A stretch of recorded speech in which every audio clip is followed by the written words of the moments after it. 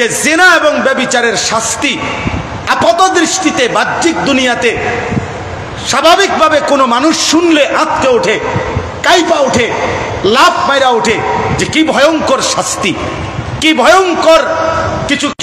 আধুনিক দাবিদার ওরা ইসলামের জিনার শাস্তি আর ব্যভিচারের শাস্তি দেখলে আঁতকে ওঠে, বলে কি বর্বরতা, কি জঘন্যতা, কি মারাত্মক শাস্তি। অথচ বাস্তবতা হলো তিনি লম্বা আলোচনার মাধ্যমে এটা যুক্তি দিয়ে প্রমাণ দিয়ে বিশ্লেষণ করে প্রমাণ করেছেন জিনা এবং এই ব্যভিচারের শাস্তি মহান আল্লাহ পাক এখানে বলছেন আয-যানিয়াতু ওয়াজ-যানি ফাজলিদু কুল্লা ওয়াহিদিম মিনহুমা মিআতা জালদা। আল্লাহ তাআলা বলেন জিনাকারী পুরুষ, প্রথমে বলছেন নারী, ব্যভিচারিণী নারী এবং ব্যভিচারী পুরুষ, এই দুইজনের শাস্তি কি? আল্লাহ তাআলা বলছেন ফাজলিদু কুল্লা ওয়াহিদিম মিনহুমা মিআতা জালদা। আল্লাহ তাআলা বললেন তাদের উভয়কে, ওই মেয়েকে, নারীকে এবং পুরুষকে 100 চাবুক দিয়ে বেত্রাঘাত করো,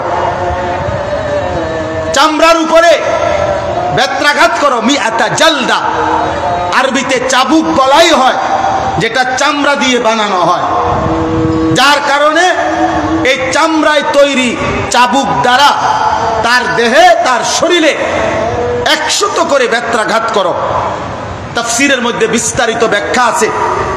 ইজমায়ে উম্মত, তাওয়াতুর হাদিস এর মাধ্যমে কথা প্রমাণিত যে এই শাস্তিটি অবিবাহিত ছেলে এবং মেয়ের জন্য।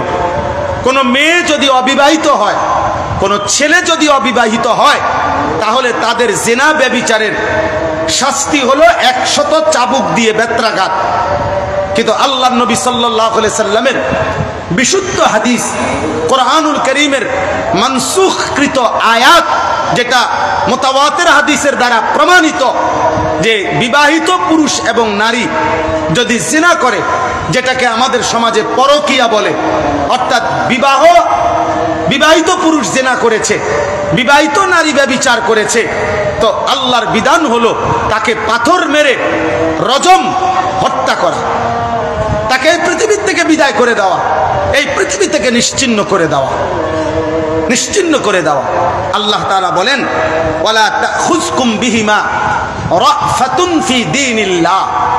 আল্লাহ বলেন মুমিন, অন্যদের কথা বাদ দাও, কাফের, মুশরিক, বেঈমান, নাস্তিক, মুরতাদ কি বলবে, মুনাফিক কি বলবে, এর ধার ধাইরো না।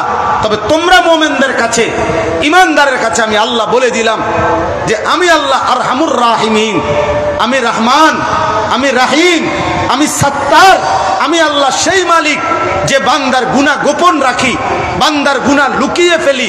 আমি সেই মালিক, আসমান ছোঁয়া গুনাহ পর্যন্ত আমি আল্লাহ মাফ করে দিতে রাজি।